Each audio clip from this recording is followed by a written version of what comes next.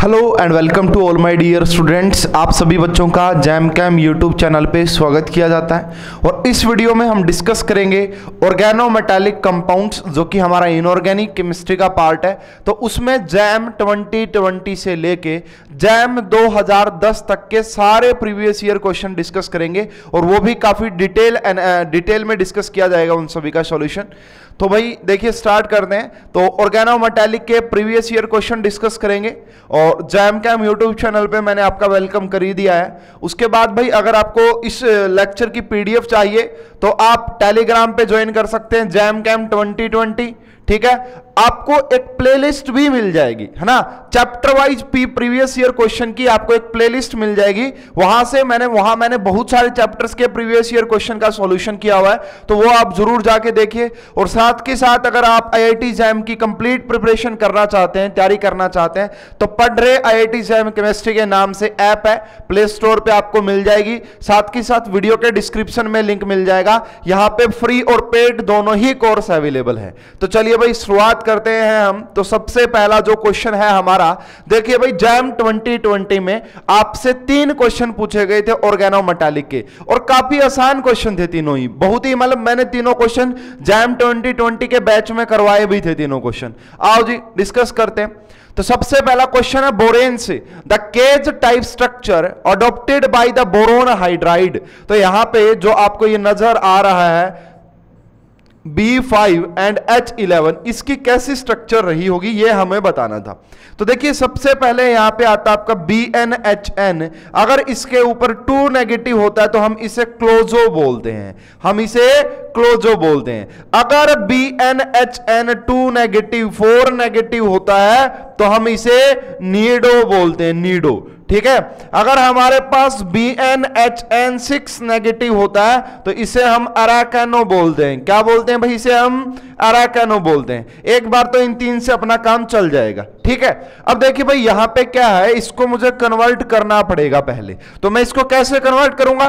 तो देखो ये आपका B5 और मुझे अगर H5 लिखना है तो अगर H5 मैं यहां से लिखूंगा तो इसके ऊपर आ जाएगा 6 नेगेटिव, इसके ऊपर क्या आ जाएगा 6 नेगेटिव आ जाएगा। और ये कौन किसको मान रहा है ये? तो ये आपका क्या होगा भाई BnHN 6 नेगेटिव। और BnHN 6 नेगेटिव अगर होता है तो वो आपका अराकानो होता है। क्या होता है भाई?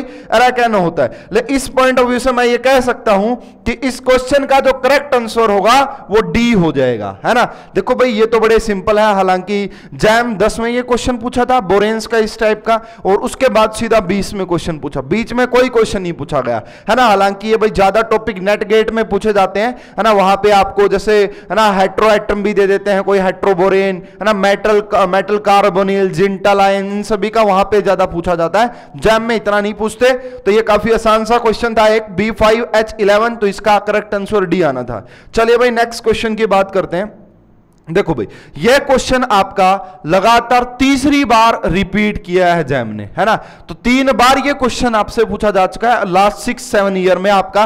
देखिएगा आगे जब मैं डिस्कस करूंगा तो यह काफी आसान क्वेश्चन है भाई, 2020 में 2 मार्क्स का ही पूछा गया था ये भी। तो आपसे बोला गया है यहां पे the order of metal carbon bond strength in the flowing species.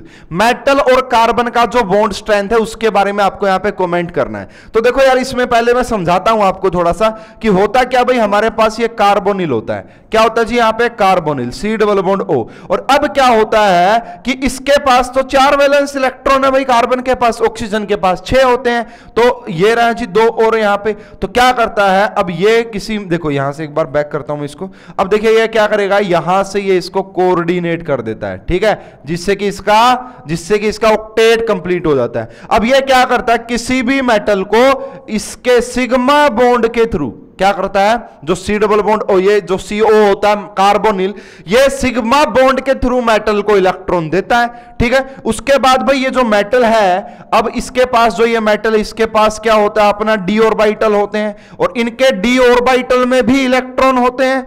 इनके d ऑर्बिटल में भी इलेक्ट्रॉन होते हैं। और दूसरी खास बात क्या कि इसके पास क्या होता है, पाई स्टार, इसे क्या बोलते हैं, एंटी बॉन्डिंग मॉलिक्यूलर ऑर्बिटल, जो कि एम्प्टी होता है। अगर आप CO का MO डायग्राम बनाओगे तो वहां पे आपको anti bonding pi star molecular orbital मिलेगा, है ना। तो अब ये क्या होता है भाई, ये जो पाई स्टार है तो यहां पे कौन सी pi bonding, back bonding basically इस तरीके से यहां पे होगी, ठीक है। ये मेटल अपना इलेक्ट्रॉन काउंट इसको देता है, ठीक है। ये मेटल अपना इलेक्ट्रॉन पाई बॉन्ड, तो इसीलिए आपने सभी को पता होगा कि जो CO होता है उसे हम पाई एक्सेप्टर बोलते हैं। CO को ही हम क्या बोलते हैं भाई, पाई एक्सेप्टर। और सिग्मा डोनर, सिग्मा बॉन्ड के थ्रू डोनेट करता है, पाई से लेता है, इसीलिए इसे बोला जाता है पाई एक्सेप्टर एंड सिग्मा डोनर। और इसी को पाई एसिड लिगेंड भी बोलते हैं, इसी को हम पाई एसिड भी बोला जाता है। क्यों? क्योंकि ये लोन पेयर को एक्सेप्ट भी करता है यहां से।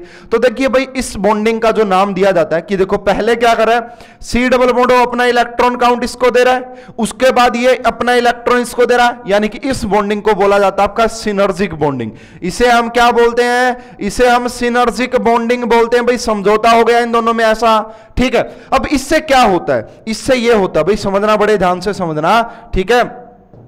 कोई बात नहीं भाई, जो भी है ये ले लेते हैं। इससे क्या होता है भाई, मान लीजिए अगर ये मेटल इलेक्ट्रॉन, इस मेटल के पास ज्यादा इलेक्ट्रॉन क्लाउड रहा तो ये मेटल, ये इलेक्ट्रॉन डोनेशन ज्यादा हो जाएगा, यहां पे इलेक्ट्रॉन डोनेशन ज्यादा हो जाएगा। अगर यहां पे इलेक्ट्रॉन डोनेशन हो जाएगा तो ये वाला बॉन्ड वीक हो जाता है, ठीक है। अगर मेटल ज्यादा इलेक्ट्रॉन काउंट डोनेट करेगी उसके एंटी बॉन्डिंग में तो वो O से इलेक्ट्रॉन लेना कम कर देगा, जिसकी वजह से क्या होता है, आपका जो CO बॉन्ड होता है वो वीक हो जाता है, उसकी स्ट्रेंथ वीक हो जाती है। और जो आपका MC बॉन्ड है ना, इस मेटल और इस कार्बन के बीच में जो बॉन्ड है उसकी बॉन्ड स्ट्रेंथ इंक्रीज कर जाएगी, है ना। तो बहुत ही आसान चीजें होती है भाई, काफी बार क्वेश्चन CO स्ट्रेचिंग फ्रीक्वेंसी से आता है आपके एग्जाम में।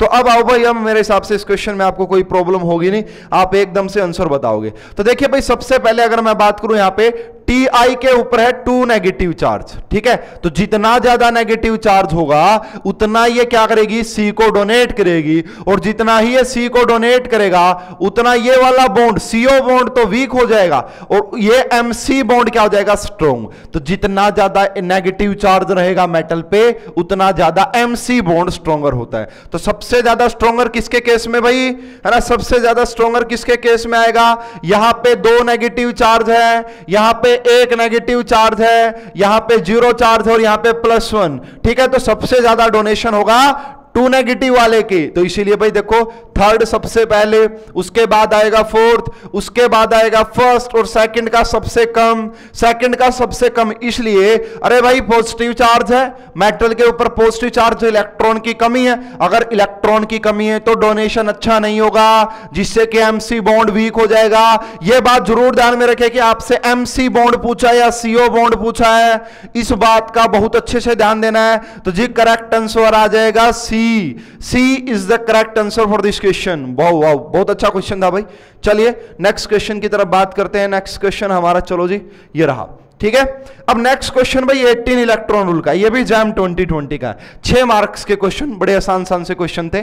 The complex which does not, देखो भाई कभी भी अगर एग्जाम में नोट वर्ड आए तो इसके ऊपर बड़ा फोकस कीजिएगा।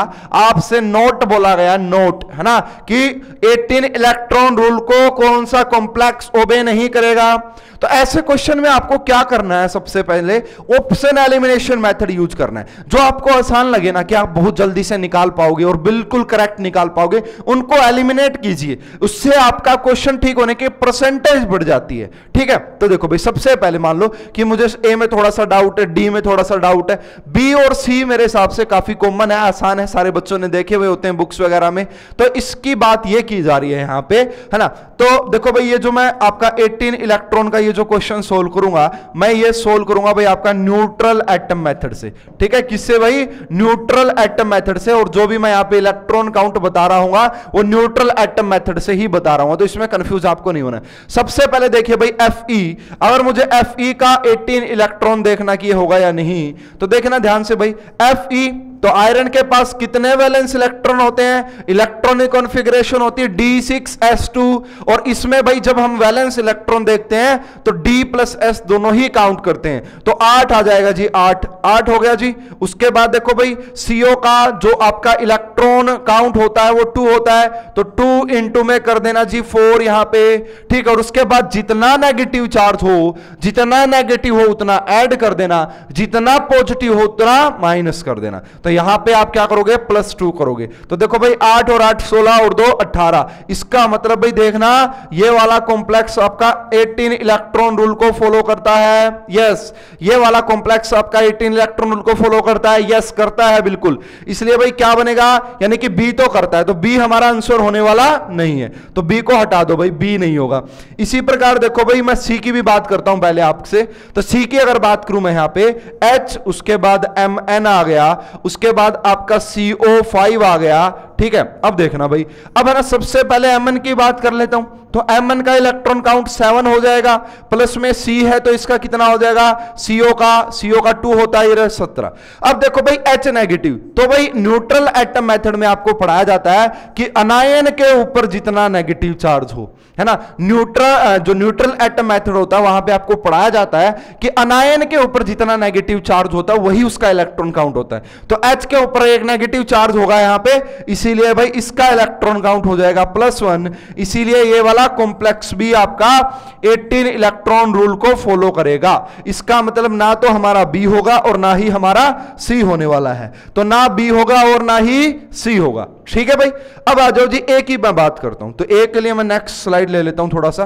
तो भाई ए कॉम्प्लेक्स की अगर आप बात करोगे, क्या गिवन भाई आपको? CO और यहां पे CO का 8। अच्छा जी, क्या है ये? देखो ये जो बेसिकली बना है ना, ये इस कॉम्प्लेक्स से बना, कि इससे CO4, ये वाला जो कॉम्प्लेक्स होता है ये 18 इलेक्ट्रॉन रूल को फॉलो नहीं करता। क्यों नहीं करता? देखिए भाई, अगर मैं बात करूं, ये है आपका CO का मतलब कोबाल्ट, और कोबाल्ट का इलेक्ट्रॉन काउंट होता है 9, है ना, 7 + 2 9। उसके बाद भाई CO है यहां पे, तो 2 कर दो, 2 इंटू में 4, कितना आ गया जी? 17। अब इसका इलेक्ट्रॉन काउंट कितना होता है? 17। एक इलेक्ट्रॉन की कमी है, या तो ये एक इलेक्ट्रॉन को गेन करे, या तो ये एक इलेक्ट्रॉन को गेन करे, या फिर यहां पे डाइमराइजेशन होता है। क्या होता है भाई? डाइमराइजेशन होता है, जिससे कि डाइमराइज करके ये किस में कन्वर्ट हो जाता है? आपका CO8 में ये डाइमराइज करता है, और जैसे ही ये डाइमराइज करेगा ये 18 इलेक्ट्रॉन रूल को फॉलो करता है।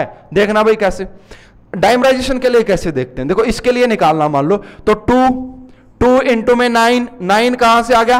एक CO का इलेक्ट्रॉन काउंट 9 होता है, तो 2 है, तो कितना कर दिया मैंने? ये रहा। उसके बाद देखो भाई 8 इंटू में 2 कर दो, 8 इंटू में 2 किया। उसके बाद जो बच्चे मिस कर जाते हैं कि यहां पे भाई कोबाल्ट और कोबाल्ट के बीच में भी तो बॉन्ड है ना, मेटल मेटल बॉन्ड, और एक अगर मेटल मेटल बॉन्ड, अगर सिंगल मेटल मेटल बॉन्ड होता है तो उसका इलेक्ट्रॉन काउंट 2 होता है, उसका इलेक्ट्रॉन काउंट 2 होता है। और यहां पे देखो भाई इस पूरे को 2 से डिवाइड कर दो, अगर यहां पे 2 है ना तो पूरे को 2 से डिवाइड कर दो। तो जैसे ही डिवाइड करोगे देखना भाई 18 और 18 36, है ना, 36/2 करोगे तो 18। इसका मतलब ये वाला कॉम्प्लेक्स भी आपका 18 इलेक्ट्रॉन रूल को फॉलो करेगा, ठीक है जी। इसका मतलब देखना भाई हमारा कि ए भी नहीं है, आंसर तो आ गया भाई यहां से, है ना, ए भी नहीं होगा, बी भी नहीं होगा, सी भी नहीं होगा, तो आंसर तो हमारा आ गया जी डी होगा। लेकिन डी को समझते हैं भाई काफी अच्छे से कि डी कैसे होगा, तो डी को समझते हैं नेक्स्ट स्लाइड में ही, ठीक है। तो डी को भी नेक्स्ट स्लाइड में समझेंगे। 1 मिनट भाई, ठीक है। तो डी में आपको बोला गया है यहां पे ना, ये आपका CP है, ठीक है, साइक्लोपेंटाडाई हो गया यहां से। उसके बाद शायद RU है, उसके बाद Cl है, Cu है ना, ये तो है ही है वहां पे। बाकी एक बार मैं कंफर्म कर लेता हूं जी। हाँ, Cu Cl एंड PpH2, ठीक है ना, क्या है? और PpH2 है। देखना भाई, ध्यान से देखना इस क्वेश्चन को, ठीक है जी। ये सब दिए हुए यहां पे देखो। सबसे पहले भाई इसकी हेप्टासिटी 5 है, तो इसका इलेक्ट्रॉन काउंट भी 5 होगा, है ना। जो हेप्टासिटी होती है न्यूट्रल एटम मेथड में, वही उसका इलेक्ट्रॉन काउंट भी होता है, तो ये 5 हो गया भाई। Ru बेसिकली आता है आपका फेरस, है ना, फेरस, फेरस ट्रिक होती है। Fe के नीचे आता है Ru, Fe के नीचे आता है Ru, यानी कि 8 इसका हो गया जी, ठीक है।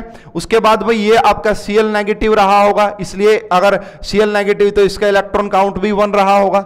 उसके बाद ये CO रहा होगा, इसका इलेक्ट्रॉन काउंट 2 रहा होगा। अब दिक्कत आती जी यहां पे, इसमें दिक्कत आती है। अब देखना भाई, अगर मेरे पास ppH3 होता तो इसके पास एक लोन पेयर इलेक्ट्रॉन होता, तो इसका इलेक्ट्रॉन में काउंट बोलता कि 2 होता। अगर ppH3 होता तो अब यहां पे क्या ppH2 है, अगर pp देखो ppH2 कैसे बना हुआ, इसके ऊपर एक नेगेटिव चार्ज आ गया होगा, इसके ऊपर एक नेगेटिव, और न्यूट्रल एटम मेथड में अनायन के ऊपर जो चार्ज होता है वही उसका इलेक्ट्रॉन काउंट, तो इसका इलेक्ट्रॉन काउंट आ जाएगा 1। इसका इलेक्ट्रॉन काउंट कितना आएगा जी 1, तो यहां पे कर दो +1, इसको जोड़ो आप, देखो 13 और 4 17, क्या रहे भाई 17 इलेक्ट्रॉन। इसका मतलब भाई ये जो हमारा लास्ट ऑप्शन था ना, तो ये हमारा 18 इलेक्ट्रॉन रूल को फॉलो नहीं करता है। तो देखो जी, इसलिए इस क्वेश्चन का जो सही जवाब आ गया हमारा, वो आ गया डी, कि ये 18 इलेक्ट्रॉन रूल को नहीं, ये किसको ओबे करता है 17 इलेक्ट्रॉन को, है ना। इसीलिए भाई इसका क्या हो सकता है, इसका क्या हो सकता है, इसका रिडक्शन हो सकता है, ठीक है ना। रिडक्शन का मतलब गेन ऑफ इलेक्ट्रॉन, है ना, तो ये पॉसिबल होगा।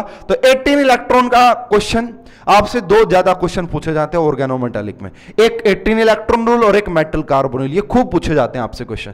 तो ये थे जी 20 के क्वेश्चन, मैंने काफी टाइम लगा के अच्छे से समझा दिया आपको। अब बात करते हैं जी next question.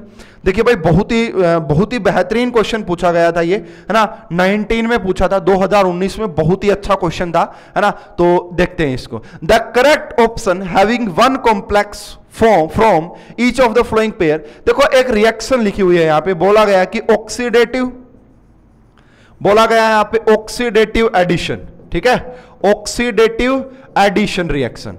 Oxidative addition reaction किसके लिए, बाय हाइड्रोजन मॉलिक्यूल।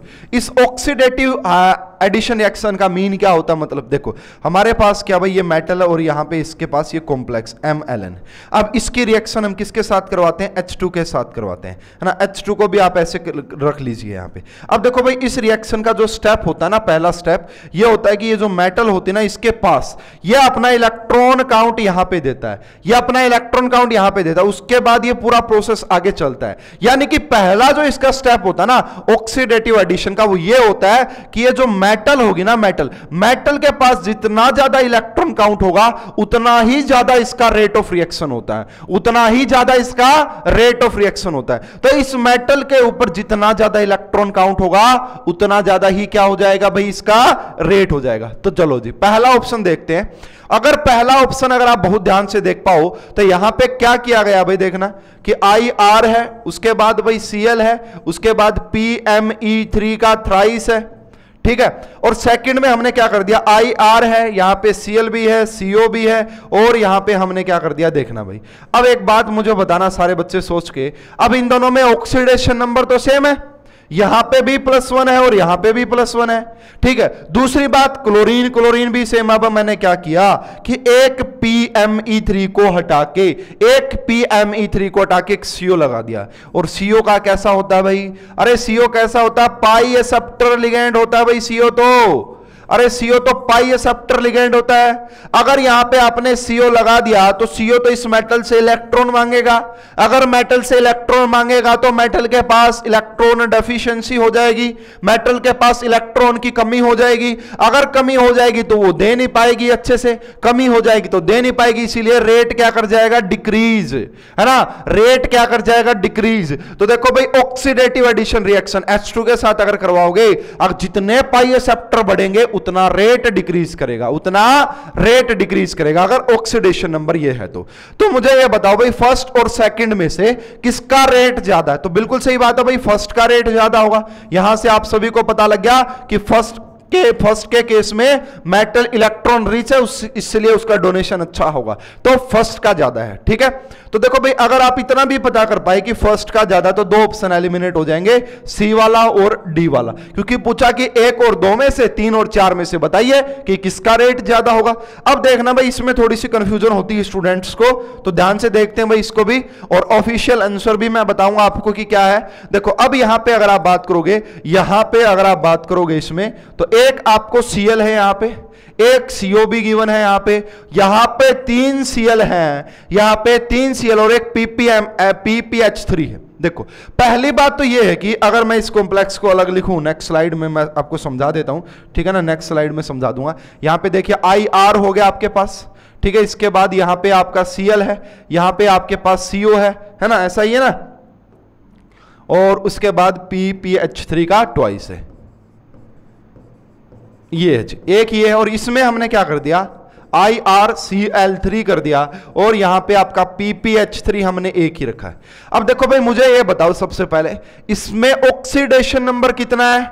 +1 है। क्यों? क्योंकि क्लोरीन के ऊपर -1 होता है, ये तो दोनों न्यूट्रल होते हैं, और यहां पे ऑक्सीडेशन नंबर कितना है? 3 है। कितना है? 3 है। अब देखो यहां पे +1 है और यहां पे 3 है, तो कौन इलेक्ट्रॉन डेफिशिएंट है? तो सीधी सी बात है कि ये वाली मेटल इलेक्ट्रॉन डेफिशिएंट है। अगर ये इलेक्ट्रॉन डेफिशिएंट है तो यहां पे रेट भी कम हो जाएगा, यहां पे रेट भी कम हो जाएगा। अब बहुत सारे बच्चे बोल सकते हैं जी यहां पे CO आ गया, पाई एक्सेप्टर। अरे भाई ठीक है CO आ गया, लेकिन पाई एक्सेप्टर का या तो ज्यादा नंबर रहे हो या फिर ऑक्सीडेशन नंबर सेम रही हो, फिर ज्यादा इफेक्ट डाल सकता है। यहां पे +1 और यहां पे +3 है, तो इसके पास इलेक्ट्रॉन की कमी बहुत ज्यादा है। अगर इलेक्ट्रॉन की कमी है तो ये दे नहीं पाएगा, अगर ये दे नहीं पाएगा तो ये क्या हो जाएगा? फिर इसका रेट कम, इसका रेट कम हो जाएगा। अगर इसका रेट कम, किसका? सेकंड वाले का। क्यों? क्योंकि वहां पे ऑक्सीडेशन, यहां पे ऑक्सीडेशन नंबर +3 है और यहां पे ऑक्सीडेशन नंबर +1 है। इसीलिए इस क्वेश्चन का जो करेक्ट आंसर आएगा ए, इसका जो करेक्ट आंसर आ जाएगा भाई ए आ जाएगा इस क्वेश्चन का। इसको ध्यान से देख लीजिएगा। तो जैम 2019 का काफी अच्छा क्वेश्चन था ये, है ना, नेट वगैरह में ऐसे क्वेश्चन पूछे जाते हैं ज्यादातर। अब आओ जी नेक्स्ट क्वेश्चन पे, ये भी जैम 2019 का है, तो ऑर्गेनोमेटालिक काफी ज्यादा पूछे जाने लग गया आज के, तो काफी अच्छा क्वेश्चन है ये भी। तो यहां पे आपको N की वैल्यू बतानी है अगर ये वाला कॉम्प्लेक्स 18 इलेक्ट्रॉन रूल को फॉलो करे तो। ठीक है जी, आओ बता देंगे, बिल्कुल कोई दिक्कत नहीं है। यहां पे देखो Fe हो गया, यहां पे आपका CO4 हो गया, यहां पे आपका SiMe3 और इसके ऊपर लगा दिया N। बोला कि अगर ये कॉम्प्लेक्स 18 इलेक्ट्रॉन रूल को फॉलो करता है ना, तो इस N की वैल्यू बताओ। बिल्कुल आराम से बताएंगे, कैसे देखना। अगर इसमें आयरन की बात करूं तो इसका इलेक्ट्रॉन काउंट कितना? 8। उसके बाद ये जो CO है इसका भी कितना हो जाएगा? 8। 2 × में 4 8। अब देखो यार इसका इलेक्ट्रॉन काउंट कितना होगा? अब मुझे बताना, अगर मेरे पास CH4 होता तो इसका इलेक्ट्रॉन काउंट कितना? 0। इसका इलेक्ट्रॉन काउंट 0। अब मैंने यहां से एक H हटा दिया तो ये क्या बन जाएगा? CH3 negative. और न्यूट्रल एटम मेथड से जो नेगेटिव, जिसके ऊपर अनायन के ऊपर जो चार्ज होता है वही उसका इलेक्ट्रॉन काउंट। यहां पे एक नेगेटिव, इसीलिए इसका इलेक्ट्रॉन काउंट 1 हो जाएगा। Electron count 1। इसी प्रकार ये वाला भी तो यही है भाई। अरे SeMe4 रहा होगा तो 0 रहा होगा, और SMe3 कर दिया तो कितना रहा होगा? -1 चार्ज रहा होगा, तो इसलिए इसका इलेक्ट्रॉन काउंट कितना रहा होगा? 1 रहा होगा। अब देखो 8 प्लस में 8 और इसका इलेक्ट्रॉन काउंट आ गया ये। अब देखो भाई प्लस में मैंने कर दिया n, प्लस में मैंने कर दिया n और इसको पुट कर दिया 18 के इक्वल। अब बहुत सारे बच्चों ने यहां से आंसर निकाला कि n की वैल्यू आएगी 1। क्यों? क्योंकि भाई देखो अगर 18 में से आप ये माइनस करोगे 17 तो 1 ही आएगा। अब बहुत सारे बच्चों ने एग्जाम में आंसर लगा दिया कि 1, और उनका हो गया बिल्कुल रॉन्ग, 1 नहीं आएगा। अरे भाई इस n की वैल्यू पूछी है तो ये n प्लस कब हुआ होगा? तो भाई जितना नेगेटिव चार्ज इसके ऊपर होता है उतना ऐड करते हैं, और जितना इसके ऊपर पॉजिटिव चार्ज होता है उतना माइनस करते हैं। अगर किसी ने n की वैल्यू +1 रख दी ना, फिर ये 16 इलेक्ट्रॉन को फॉलो करेगा, ये आपका फॉलो नहीं करने वाला 18 को। ठीक है, इसका मतलब इस n की जो वैल्यू आएगी ना, ठीक है यहां पे मैं समझ पा रहा हूं, लेकिन ये n यहां पे -1 जो आपको पुट करना पड़ेगा यहां पे, सॉरी यहां पे इसके ऊपर -1 चार्ज आएगा ना, तब जाके ये +1 ऐड होगा यहां पे। इसलिए भाई यहां पे n की जो वैल्यू आनी थी वो -1 इज द करेक्ट आंसर। ये बात जरूर ध्यान रखें, थोड़ा सा ट्रिकी क्वेश्चन जरूर था। तो ये थे जी जैम 2019 के क्वेश्चन। आ जाओ जी नेक्स्ट स्लाइड पे, क्या कह रहा है? वाओ, ये फिर से देख लो भाई, वैसे ही क्वेश्चन बार बार मैं कह रहा था कि 20 में भी ऐसा आया, ये भी वैसा ही है, बिल्कुल स्टेटमेंट भी चेंज नहीं है, वही है तीनों, स्टेटमेंट भी चेंज नहीं की एग्जामिनर ने। Among the flowing metal carbonyl one with the highest metal carbon back bonding, है ना, मेटल और कार्बन की बैक बॉन्डिंग पूछी हाईएस्ट। अभी अभी पढ़ाया मैंने कि मेटल के ऊपर जितना ज्यादा नेगेटिव चार्ज रहा होगा उतना डोनेशन अच्छा रहा होगा। तो क्या आंसर आ जाएगा यार? अब ज्यादा टाइम नहीं लगाऊंगा इस क्वेश्चन में क्योंकि मैंने काफी अच्छे से समझा दिया है। तो डायरेक्ट आप आंसर लिखिए कि यहां पे भाई टाइटेनियम इसके ऊपर ज्यादा नेगेटिव चार्ज है, जितना ज्यादा नेगेटिव चार्ज होगा उतनी ज्यादा मेटल कार्बन की बॉन्डिंग काफी अच्छी रही होगी, इसलिए इस क्वेश्चन का करेक्ट आंसर आ जाएगा ए। अरे ए आ जाएगा भाई ए। चलिए नेक्स्ट क्वेश्चन की बात करते हैं। 18 का क्वेश्चन था ये। नेक्स्ट क्वेश्चन आपका 17 का, ठीक है, बहुत अच्छा क्वेश्चन है ये भी। आओ भाई, यहां पे बोला गया है nitrosyl ligand bind to the metal atoms in linear and bent.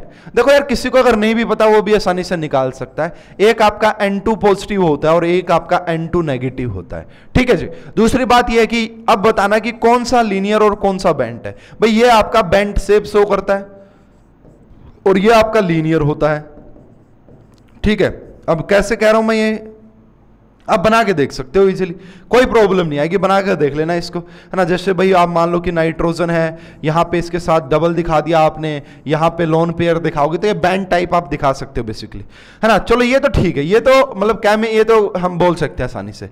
लेकिन काफी अच्छे जो क्वेश्चन बनते हैं ना इसके अंदर, वो कैसे बनता है कि भाई इस NO का, है ना, NO नेगेटिव का अगर NO के ऊपर नेगेटिव चार्ज है तो बताइए उसका इलेक्ट्रॉन काउंट कितना रहा होगा। तो उसका इलेक्ट्रॉन काउंट, तो देखो भाई एक नेगेटिव है ना तो इसका इलेक्ट्रॉन काउंट एक ही होता है, याद रखिएगा। ये हम कहां से निकालते हैं? ये हम निकालते हैं इनके MO डायग्राम से, इनके MO डायग्राम से। तो NO के ऊपर अगर नेगेटिव चार्ज रहा होगा तो उसका इलेक्ट्रॉन काउंट -1 होता है, और NO के ऊपर अगर पॉजिटिव चार्ज रहा होगा तो उसका इलेक्ट्रॉन काउंट 3 होता है। यह बात जरूर ध्यान रखिए, फ्यूचर में काफी अच्छे क्वेश्चन यहां से बनते हैं। NO के ऊपर नेगेटिव, देखो अरे नेगेटिव है मतलब तो दे सकता है, कितना नेगेटिव है? एक, तो एक दे सकता है। पॉजिटिव 3 पॉजिटिव का मतलब देखो अगर नेगेटिव से पॉजिटिव में पहुंचोगे तो क्या आएगा? एक खुद नेगेटिव, एक 0 और एक पॉजिटिव, यानी कि 3। वैसे समझाने के लिए बता रहा हूं, ऐसा कुछ कंसेप्ट नहीं होता, कभी सोचो। तो देखो भाई NO नेगेटिव जो होता है वो 1 इलेक्ट्रॉन काउंट डोनेट करेगा और NO पॉजिटिव 3 इलेक्ट्रॉन, ये निकलता है MO डायग्राम से, ठीक है। मैंने काफी अच्छे से समझाया पटरे पे जो कोर्स चल रहा है वहां पे। तो इस क्वेश्चन का करेक्ट आंसर क्या बन जाएगा भाई? बी। इस क्वेश्चन का करेक्ट आंसर क्या बनेगा? B is the correct answer. चलिए भाई नेक्स्ट क्वेश्चन की बात करते हैं। तो नेक्स्ट क्वेश्चन भी काफी अच्छा सा आसान सा क्वेश्चन है, 16 का क्वेश्चन है। तो देखना भाई क्या बोला गया है यहाँ पे। आपसे बोला गया कि हमारे पास एक कॉम्प्लेक्स है Cu CO X और यहां पे ऊपर है पॉजिटिव चार्ज। तो बताओ कि इस X की वैल्यू क्या होगी अगर ये कॉम्प्लेक्स आपका 18 इलेक्ट्रॉन रूल को फॉलो करता है। अगर ये कॉम्प्लेक्स आपका 18 इलेक्ट्रॉन रूल को फॉलो करता है तो बताइए इसकी वैल्यू क्या होगी। आओ जी, तो ये कॉपर है, कॉपर का इलेक्ट्रॉन काउंट आता है 11।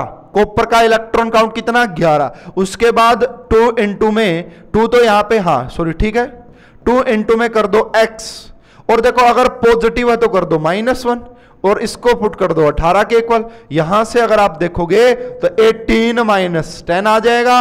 अगर यहां से देखोगे तो 4 आ जाएगा, यहां से देखोगे तो 4 आ जाएगा। तो क्या करेक्ट आंसर है भाई इस क्वेश्चन का? सी। क्या करेक्ट आंसर इस क्वेश्चन का? C is the correct answer for this question. तो चलो भाई, आसान सा क्वेश्चन था, इसके ऊपर ज्यादा टाइम वेस्ट नहीं करेंगे। यस, देखिए भाई इस क्वेश्चन का जो आंसर दिया गया था IIT ने, है ना, ये 16 में आया था और 16 का पेपर IIT मद्रास ने कंडक्ट करवाया था। तो ये बोला था कि MTA, इसका जो आंसर दिया गया था वो दिया गया था MTA।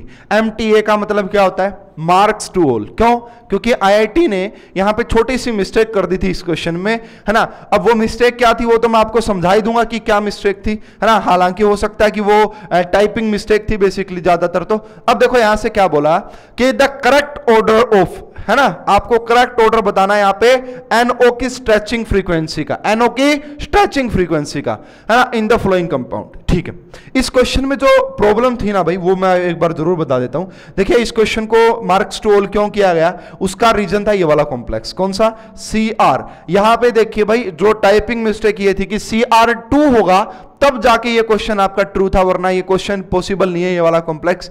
तो यहां पे आप बस CR2 कर देना, अब सोल्व हो जाएगा। CR2 Cp का ट्वाइस, है ना, Cr2 Cp का ट्वाइस, और यहां पे आप कर दोगे NO4, यहां पे आप क्या कर दोगे, NO4 कर दोगे। ये वाला कॉम्प्लेक्स होना चाहिए था। अब ये कॉम्प्लेक्स करके आप आंसर आपका बिल्कुल आराम से निकलेगा। आ जाओ जी देखते हैं कैसे निकलेगा अब आराम से। तो देखो सबसे पहले अगर मैं बात करूं, यहां पे एक आपके पास N2 पॉजिटिव है और एक आपके पास NO नेगेटिव है। एक आपके पास क्या भाई, सॉरी, एक आपके पास नॉर्मल NO है ना, एक आपके पास नॉर्मल NO है। ठीक है भाई, इसका अगर आप बॉन्ड ऑर्डर निकालोगे from MOT, molecular orbital theory, तो देखो भाई 8 और 7 15 और एक गया 14 इलेक्ट्रॉन काउंट होता है, तो इसका बॉन्ड ऑर्डर 3 आता है और इसका जो बॉन्ड ऑर्डर होता है वो 2.5 होता है भाई। इसका जो बॉन्ड ऑर्डर होता है वो 2.5 होता है और इसका बॉन्ड ऑर्डर 3 होता है। अब जितना ज्यादा बॉन्ड स्ट्रेंथ होती है उतनी ज्यादा स्ट्रेचिंग फ्रीक्वेंसी होती है, जितनी ज्यादा बॉन्ड स्ट्रेंथ होगी उतनी ज्यादा स्ट्रेचिंग फ्रीक्वेंसी होती है। तो एक बात हमें यहां से समझ में आ गई कि NO पॉजिटिव का स्ट्रेचिंग फ्रीक्वेंसी ज्यादा होगी NO से। तो ये जहां जहां पे देख पा रहे हो ऑप्शन एलिमिनेट कर दो, इसको देख के ऑप्शन एलिमिनेट करो, है ना। तो NO पॉजिटिव, देखो ये डी ऑप्शन तो एकदम से हट जाएगा, क्यों, क्योंकि N2 पॉजिटिव की कम दी गई है, ऐसा पॉसिबल ही नहीं है। ठीक है, ये भी हो सकता है, ये भी हो सकता है, बाकी हो सकते हैं यहां से। अब दूसरा जो यहां पे कंसेप्ट आता है वो ये आता है भाई, एक आपके पास फ्री NO हो और एक आपके पास किसी मेटल के साथ NO हो, तो भाई मेटल के साथ आने से ये वाला जो बॉन्ड है ये कार्बोनिल जैसा ही होता है यहां पे भी, है ना।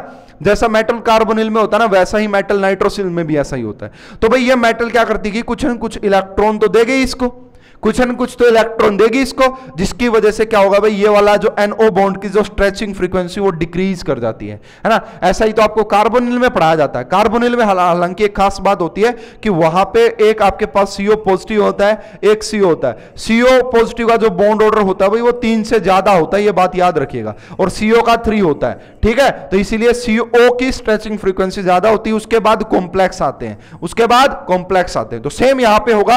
अब एक बात देख लो भाई कि NO की स्ट्रेचिंग फ्रीक्वेंसी ज्यादा होगी कॉम्प्लेक्स में जो जहां पे NO है। तो इस बात को देख के भी मैं ऑप्शन एलिमिनेट करूंगा। तो भाई ये ऑप्शन, क्या मैं ये C ऑप्शन हटा दूं, क्योंकि C ऑप्शन पॉसिबल नहीं होगा। C ऑप्शन क्यों नहीं पॉसिबल होगा, क्योंकि कॉम्प्लेक्स की कैसे ज्यादा हो सकती है NO से, नहीं होगी। और क्या मैं ये ऑप्शन हटा दूं B वाला B नहीं होगा, क्यों, क्योंकि देखना भाई कम कर दी इनकी, बिल्कुल कम। इसका जो करेक्ट आंसर आएगा A, लेकिन कब आएगा, जब यहां पे Cr2 रहा होगा, जब Cr2 रहा होगा तब A आना था इसका। तो देखो भाई इसका बॉन्ड ऑर्डर 3 था, इसका बॉन्ड ऑर्डर 2.5, इसका बॉन्ड ऑर्डर और भी कम होता है। अब इस कॉम्प्लेक्स की स्ट्रक्चर ऐसी होती है कि इसकी स्ट्रेचिंग फ्रीक्वेंसी सबसे कम होती है। इसकी स्ट्रक्चर अगर मैं आपको बना के दिखाऊं यहां पे, तो क्या था यहां पे, एक मिनट रुकिए भाई। तो देखिए भाई ये था आपका कि यहां पे Cr2 था, उसके बाद Cp ट्वाइस था और उसके बाद NO का 4 था। तो इसकी स्ट्रक्चर कुछ ऐसी बनती है, यहां पे क्रोमियम, इसी प्रकार यहां पे क्रोमियम, एक NO आपका यहां पे आना था, एक NO आपका यहां पे आना था इस प्रकार से, एक Cp आपका यहां पे लगा हुआ है। ठीक है, एक Cp आपका यहां पे लगा हुआ है, एक NO आपका यहां पे लगा हुआ है। इसी प्रकार भाई एक Cp आप यहां पे दिखा सकते हैं इसके सामने, और एक NO आप यहां पे दिखा सकते हैं। अब देखो भाई ये क्या करेगा, Cp इसको इलेक्ट्रॉन डोनेट करेगा, जिसकी वजह से ये इसको भी देगा, इसको भी देगा, इसको भी देगा। तो ओवरऑल इसकी स्ट्रेचिंग फ्रीक्वेंसी काफी कम हो जाती है, ओवरऑल इसकी स्ट्रेचिंग फ्रीक्वेंसी काफी कम हो जाएगी। तो ये था जी इसका करेक्ट आंसर, A आना था, लेकिन इसको मार्क्स टू ऑल किया गया था। तो रीजन मैंने आपको बताया कि ऐसा क्यों किया गया, मार्क्स टू ऑल। अब आओ जी नेक्स्ट बात करते हैं हम नेक्स्ट क्वेश्चन पे। तो नेक्स्ट क्वेश्चन है जी हमारा 14 का, है ना। देखो ये 14, फिर ये क्वेश्चन 18 और फिर ये क्वेश्चन 20, है ना। तो तीसरी, मैं कह रहा था ना कि ये क्वेश्चन 3 बार रिपीट, तो ये देख लो यार क्या है इसमें, बिल्कुल वही स्टेटमेंट ही चेंज नहीं कर रहा है। 14 का क्वेश्चन है, इसीलिए भाई प्रीवियस ईयर रिपीट हो जाते हैं, यहां से आपको पता लग गया होगा इस बात का। The correct order of MC bond stretching frequency, देखो यार कुछ भी नहीं है, वही सारी कहानी है कि भाई T इसके ऊपर 2 नेगेटिव चार्ज है, तो ये ज्यादा इलेक्ट्रॉन का डोनेट करेगा, जिसकी वजह से भाई MC बॉन्ड स्ट्रॉन्ग होगा। जितना स्ट्रॉन्ग MC बॉन्ड होगा उतनी ज्यादा स्ट्रेचिंग फ्रीक्वेंसी हो जाएगी। इस हिसाब से आंसर लगा दो। तो इस हिसाब से साफ साफ आंसर आपको दिख रहा है कि D होगा। क्या होगा जी, एक मिनट, डी नहीं होगा, सॉरी सी होगा, सी होगा भाई, सी इज द करेक्ट आंसर। अरे देखो यहाँ पे 2 नेगेटिव चार्ज है, यहाँ पे 1 है, यहाँ पे न्यूट्रल और यहाँ पे सबसे कम, इसलिए इस क्वेश्चन का करेक्ट आंसर सी। तीसरी बार रिपीट हो गया ये, सेम क्वेश्चन 18 में पूछा और फिर से ये 20 में पूछा, तो देख लो आपसे क्वेश्चन लगातार रिपीट हो जाते हैं, बिल्कुल रिपीट हो रहा है। आ जाओ जी नेक्स्ट क्वेश्चन, जैम 2013, अच्छा क्वेश्चन है भाई, ये भी एक अच्छा क्वेश्चन है आपका, ये रिपीट हो सकता है ये क्वेश्चन फिर से, ठीक है। The correct order of CO vibrational stretching frequency in the flowing complex. देखो भाई यहां पे अगर मैं बात करूं, यहां पे MO मेटल सेम है और सारी जगह CO भी सेम है ना, CO भी 3 ही है, सारी जगह आपका CO का भी थ्राइस ही है। अब दिक्कत कहां पे आ रही है जी, इसमें आ रही है PF3 में, यहां पे PF3 का थ्राइस है, फिर नेक्स्ट में यहां पे PCl3 का थ्राइस है, और उसके बाद यहां पे क्या है POMe3 का थ्राइस है, ठीक है। अब देखो यार ये इसमें क्या बात होती है बेसिकली, ये जो है ना PF3 जो होता है ये इलेक्ट्रॉन रिलीज करता है, मतलब इलेक्ट्रॉन विड्रॉ करता है, सॉरी रिलीज नहीं, इलेक्ट्रॉन को विड्रॉ करता है। तो भाई जो PF3 है आपका, है ना, उसके बाद जो PCl3 है, उसके बाद जो POMe3 है, तो ये क्या करता है भाई, सबसे ज्यादा जो इलेक्ट्रॉन विड्रॉइंग टेंडेंसी होती है वो PF3 की होती है, सबसे ज्यादा इलेक्ट्रॉन विड्रॉइंग टेंडेंसी किसकी होती है, PF3 की होती है। उसके बाद किसकी होती है भाई, PCl3 की। उस सबसे कम इन तीनों में से किसकी होती है, POMe3 की होती है। अगर इसकी इलेक्ट्रॉन विड्रॉइंग टेंडेंसी सबसे ज्यादा है तो ये क्या करेगा, मेटल से इलेक्ट्रॉन मांगेगा कि इलेक्ट्रॉन दो, इलेक्ट्रॉन दो। अगर मेटल इसको इलेक्ट्रॉन देगी तो मेटल इस CO को इलेक्ट्रॉन नहीं दे पाएगी, इसको नहीं दे पाएगी। अगर इसको नहीं दे पाएगी तो ये वाली बैक बॉन्ड काफी अच्छा बना रहेगा, C और O के बीच में जो बॉन्ड है बैक बॉन्ड वो काफी अच्छा रहेगा, स्ट्रॉन्ग रहेगा। इसकी वजह से आपकी CO की स्ट्रेचिंग फ्रीक्वेंसी ज्यादा रही होगी। अगर मेटल के पास इस मेटल के पास अगर इलेक्ट्रॉन रिलीजिंग ग्रुप लगे हुए हैं बहुत स्ट्रॉन्ग, तो वो क्या करेंगे, मेटल से इलेक्ट्रॉन मांगेंगे, मेटल इलेक्ट्रॉन दे नहीं पाएगी, जिसकी वजह से O का देना जारी रहेगा, जिससे कि CO बॉन्ड काफी स्ट्रॉन्ग रहेगा। तो इस हिसाब से अगर इस इलेक्ट्रॉन विड्रॉइंग टेंडेंसी को हम देखें तो हमारा इस क्वेश्चन का करेक्ट आंसर आ जाएगा बी। हमारा इस क्वेश्चन का करेक्ट आंसर आ जाएगा बी कि भाई सबसे ज्यादा CO पूछा है अब इसमें, है ना, ध्यान देने वाली बात होती है भाई, यहां पे CO पूछा था आपसे CO, ठीक है। तो इस क्वेश्चन का करेक्ट आंसर बी आना था। चलिए जी नेक्स्ट और मेरे हिसाब से लास्ट क्वेश्चन है, जैम 2010 का ये क्वेश्चन है, 12-11 में आए नहीं होंगे इसलिए मैंने करवाई नहीं है। अब यहां से बोला गया है कि एक आपके पास B2H6 है और एक आपके पास B4H10 है। तो बताइए कि भाई ये किस टाइप के बोरेन से। अरे भाई इसको मैं कंपेयर कर लेता हूं किससे, B2H24 नेगेटिव लिखूंगा इसको मैं, और इसको मैं क्या लिखूंगा, B4H46 नेगेटिव। तो ये आ गया भाई BnHN4 नेगेटिव, और ये आ गया BHHN है ना, BnHN6 नेगेटिव। तो ये बनेगा नीडो, और ये बनेगा आपका आरकनो। ये क्या बनेगा भाई, रैकनो बनेगा। तो क्या करेक्ट आंसर आ जाएगा जी, क्या आ जाएगा करेक्ट आंसर, ए। अरे ए इस क्वेश्चन का करेक्ट आंसर आ जाएगा। तो जी ये मैंने आपको करवाए जैम 2020 से लेके और जैम 2010 तक के previous year question organometallic chapter के। मेरे हिसाब से अब कुछ बचा नहीं है, मैंने इतना डिटेल में आपको पढ़ा दिया है, और प्रीवियस ईयर काफी हेल्प करते हैं भैया आपके, है ना। जिस भी बच्चे को कंसेप्ट नहीं आता अगर वो प्रीवियस ईयर देख के जाता है तो काफी हेल्प मिलती है ना। मेरा मानना है कि 50% क्वेश्चन ठीक कर सकता है, क्योंकि प्रीवियस ईयर से काफी आइडिया मिलता है स्टूडेंट्स को। तो भाई ये वीडियो अगर आपको अच्छी लगी तो इसको ज्यादा से ज्यादा शेयर करना है, लाइक जरूर करें भाई, है ना। मोटिवेशन बढ़ता है थोड़ा सा, मेरा भी मन करेगा कि हाँ भाई मैं सारे चैप्टर्स की कंप्लीट करूं, क्योंकि बच्चे इतना अच्छा रिस्पॉन्ड कर रहे हैं, बता रहे हैं कि हाँ जी बहुत अच्छा है। तो सारे बच्चों ने कमेंट करके बताना है कि वीडियो कैसी लगी, क्वेश्चन में किसी में कोई प्रॉब्लम तो नहीं है। और दूसरी भाई सभी बच्चों ने रिक्वेस्ट जरूर करनी कि सर सारे चैप्टर के प्रीवियस ईयर क्वेश्चन डालिए, है ना। लाइक करना तो बनता है, और शेयर करोगे तो तुम्हारे लिए बहुत ही अच्छी बात है भाई। जितनी ज्यादा वीडियो शेयर होंगी उतनी ज्यादा बच्चे डिमांड रखेंगे, उतनी ज्यादा वीडियो आएंगी। तो भाई अभी के लिए इतना ही, आप सभी का बहुत बहुत धन्यवाद, थैंक यू।